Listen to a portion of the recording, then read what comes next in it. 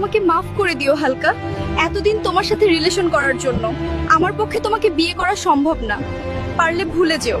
তুমি এসব কেন বলছো সাদিয়া? কারণ তুমি একে তো গরিব, তারপরে আবার বেকার, তাই তোমাকে বিয়ে করা সম্ভব না। প্রেম করেছি এটাই অনেক।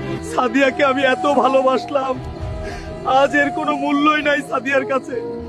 টাকার কাছে আমার ভালোবাসা হেরে গেল। আমাকে অনেক পরিশ্রম করতে হবে, তাহলে একদিন সফল হয়ে সাদিয়ার আফসোসের কারণ হতে পারবো। এটা আমাকে পারতেই হবে।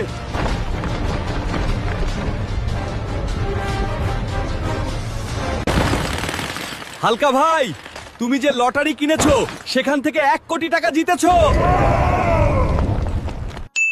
আরে সাদিয়া, তুমি এখানে? আমি তো এই কোম্পানিতে চাকরির জন্য আবেদন করেছিলাম আজকে ভাইবা, কিন্তু তুমি এখানে কেন? দেখো সাদিয়া, নিয়তির কি খেলা। বেকার আর গরিব বলে তুমি আমাকে বিয়ে করলে না, অথচ আজকে আমার কোম্পানিতে চাকরির জন্য আবেদন করেছো।